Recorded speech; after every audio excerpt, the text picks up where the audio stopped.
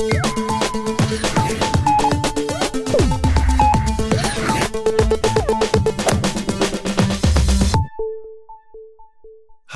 I'm Kenny Joya. Welcome to another one of my tutorials.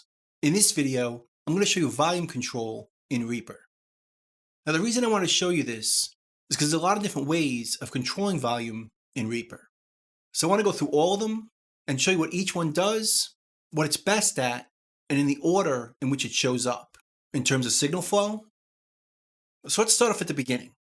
I have a bass track in front of us, and there's 3 takes on the recording. 1, 2, and 3.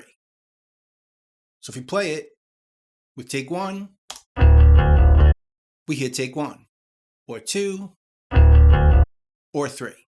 Now if we want to control the volume of each one of those takes separately, we can do that using take volume. So let's choose the first one, double click it, and it opens up to media item properties. So right over here, we can control the volume of it. We can bring it down or up. Now if you notice, nothing happens in real time. In order to apply these changes, you have to hit the button down here, apply. And if we hit it, it changes the volume of just that take.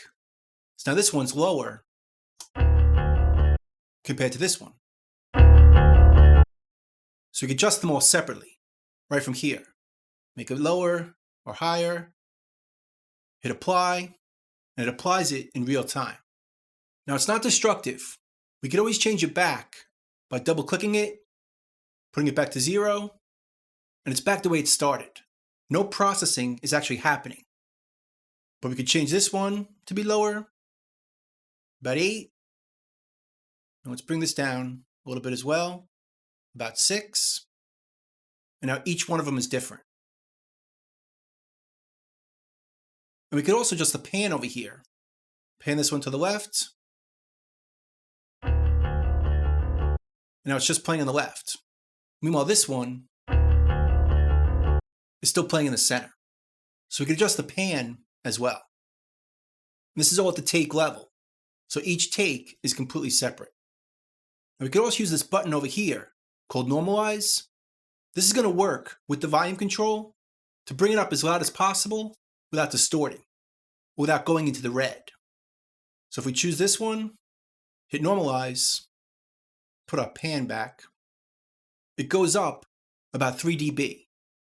So if we apply that, it gets as loud as possible without distorting. So if we go any higher, like up here, it's going to be too hot, and we're going to get some distortion.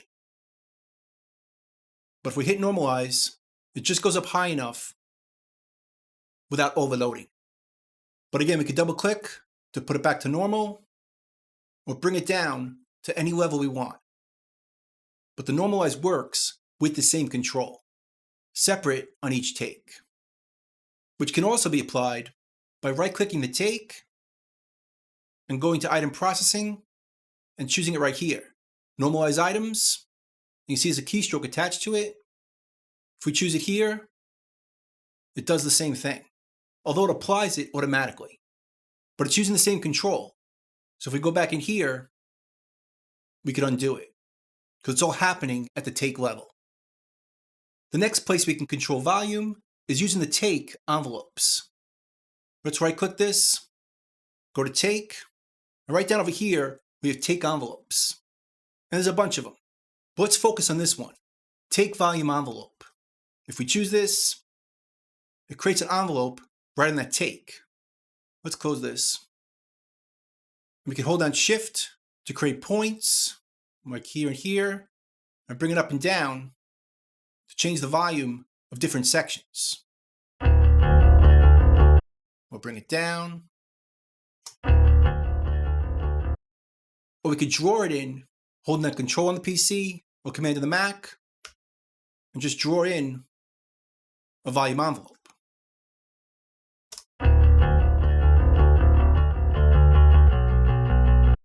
And again, it's separate on each take. So we can go to this one and do the same thing. Take volume envelope and draw one in here instead. Let's make it the opposite. We'll go down and then up and down and up.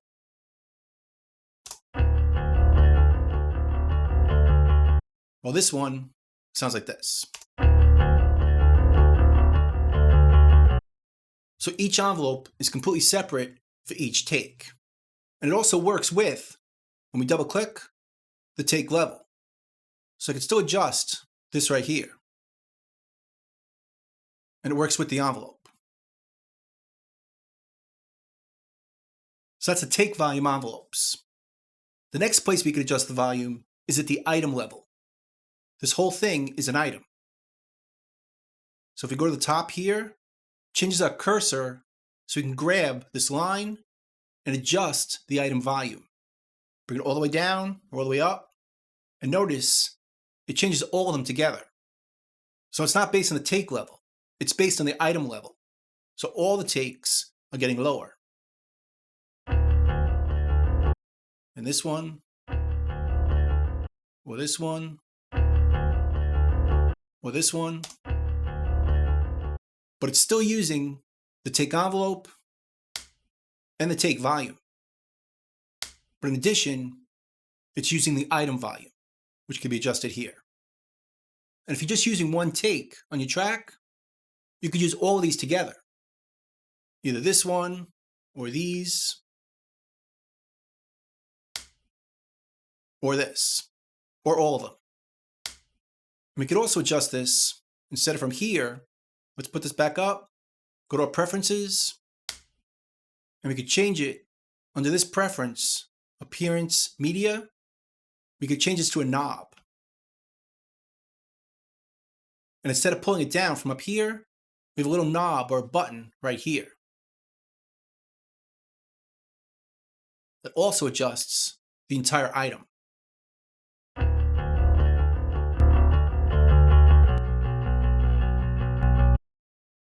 Adjusting all the takes at the same time. Now the next in line is the track envelopes. We'll go to our track over here. If we choose this, we have all the envelopes that control this track. And there's 3 of them for volume. We have a volume one, a volume pre-effects one, and a trim volume. Let's start off in order. The first one is going to be volume pre-effects, at least in terms of signal flow. So if we choose this, we have an envelope right here that controls all this. So again, we can draw points by holding down Shift and change the level of just this section. Or we could draw it in by holding the Control on the PC or Command on the Mac. And we could draw in a curve, which again affects all of it.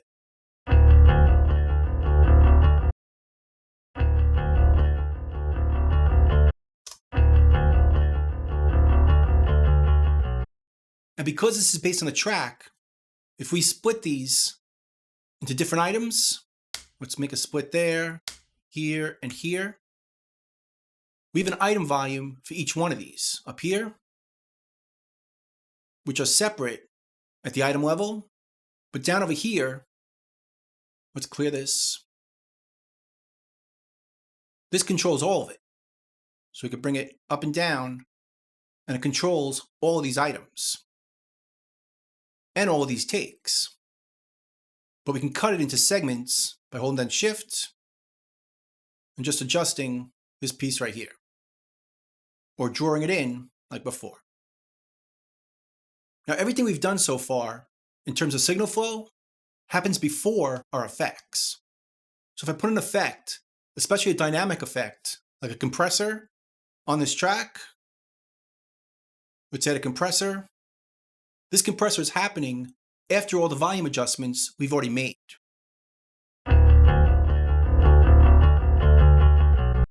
So our threshold that we adjust right here is affected by all of it, at least everything so far.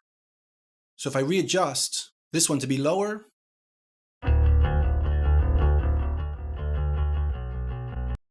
it's hitting the compressor less. Or we have to change the threshold to adjust. If I bring it up, we have to readjust it again. So it's important to know that any effects are happening after the volume adjustments we've just made. And that's going to happen on the items as well. So if I drag this over to here, this compressor is now on this item, but it's still going to work the same way. Any adjustments over here, like the item adjustments, that's going to affect what goes to this compressor. So that's important to note, because everything I show you after this is going to happen after the effects. So it's not going to affect any compressors or dynamic effects. So let's hide this one here.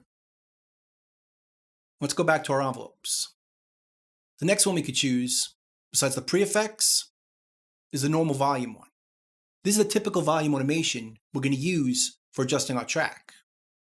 So not only can we draw it down here, like this, or holding down Shift to create points, and doing this, we can also record to it using the fader. So if I switch the mode to touch, I can automate it right here. And it gets drawn in the envelope. And to play it back, just hit play. And it plays back that volume automation. So that's another level of volume control we have on the track. But again, this is after the effects. So keep that in mind. Now besides this envelope, we could turn this off and switch this back to trim read. And now we can control volume again over here, because this fader is not connected to this anymore. We still hear the envelope, but we can adjust it again over here.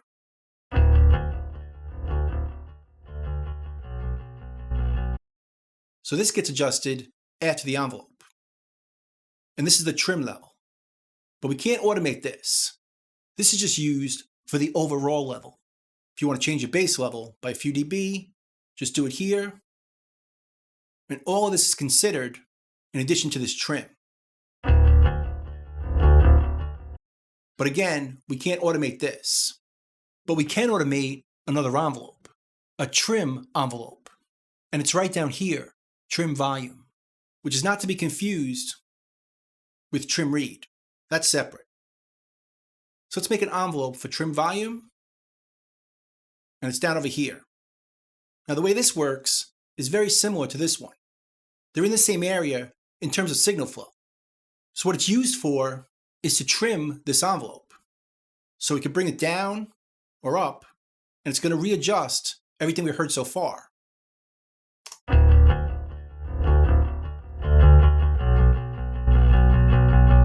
But again, we can hold down Shift and work on sections.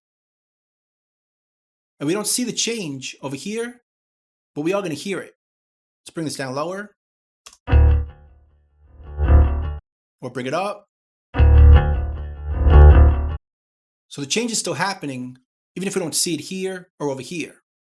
So you're probably wondering, what do you use it for? Well, you want to use it when you're happy with this automation, or up here, you just want to trim it again, but automate it. So again, we could draw it in like this, or let's say we're really happy with this automation, but we want to write more while still considering this. What we would do, we go to our actions and type in trim envelope. And right over here, we have actions to deal with that. For one, we could swap them right here. So if we choose this, it moves this envelope to here and vice versa.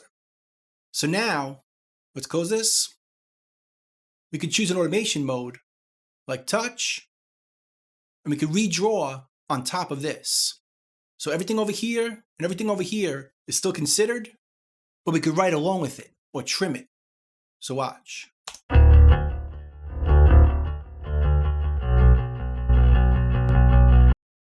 So now all this is considered along with this. Now to keep it simple, after you've done this, you want to combine the two. So let's go back to our actions, and then we would use this one over here. Apply trim envelope, this one down here, to the volume envelope. So now it's going to combine the two, so it's still going to sound the same as both of them, but they combine together. So let's choose that. Now we have one envelope doing both. It's combined. Before, look like this, and then after, it looks like this. So it's a way of rewriting or retrimming the volume envelope we already have. So that's the trim envelope. And now the next level of changing the volume can be done with VCAs. Let's make a new track. Let's name it VCA Master. And let's select it, hit Shift G, and choose right over here, VCA Master. Then we'll choose this one and choose VCA Slave. And now this volume can control this one as its master.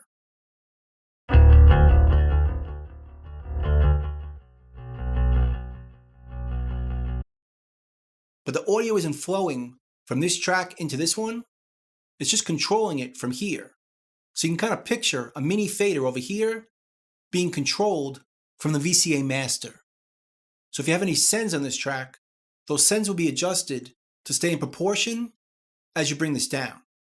So if we're sending this to reverb, if we bring this down, the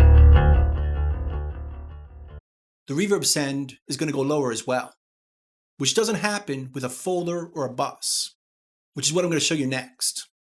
Let's clear this. Now let's make a folder instead. If we go over here, click this button, this track is now in this folder. So again, we can control the volume of it from here. But the difference is the audio is actually being routed from this track to this track. So if you have a send on it, the send is going to stay constant even if we lower this one. But the benefit of it is we could put effects on this track and we could actually hear them.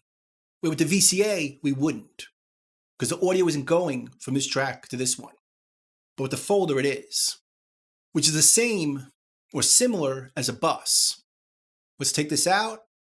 Now they're separate again. And let's bus this track to this one. Grab here and drop it. And let's take this track out of the master parent send. Now this track is flowing to this one.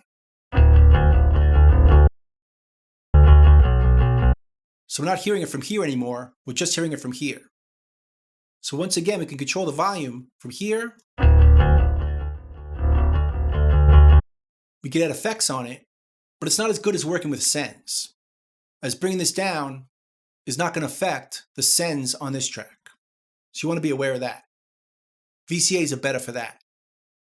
So let's delete this bus, and let's put this track back in the master parent send, which is a good time to show you where this track is being bussed.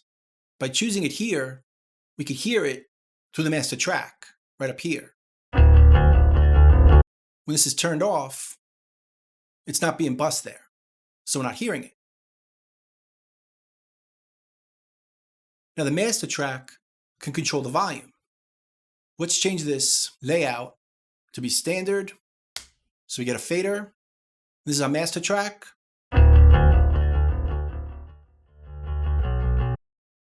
Where we can also control the volume of our entire project. In this case, it's just the bass. Put it back to 0. And if we go to the routing here, we see here's our master track volume right here. But even this track is being sent to a hardware output, in this case 1 and 2. So if we delete this and hit play, we still see it over here going to the master track, but we don't hear it because it's not being sent anywhere on our audio interface. So the master track also needs to be sent somewhere. In this case, output 1 and 2, which can be controlled right over here, which again is separate from the master fader, which is here. So it goes from this one to this one. Now you probably think we're done. Not really. There's one more volume control we can adjust, although it's not going to affect any render. If we render our mix, but we're still going to hear the difference. If we go up here to view, we could choose the monitoring effects. Now there's no actual volume control on this, but we can add one. If we type in volume, we could choose this plugin right here, and we can control the volume of the entire mix right from here.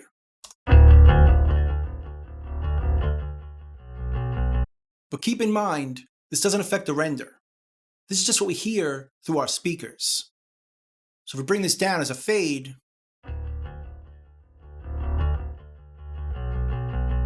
it's only going to be heard by us in the control room. It doesn't affect the render or any final bounce. But I thought I should show it to you as it is part of the volume control of our tracks. So that's pretty much it. There's quite a lot of them, but hopefully this makes it clearer how to control our volume or create volume adjustments at every single stage. I hope you learned something, I hope you can use it, and I'll see you next time. Thanks.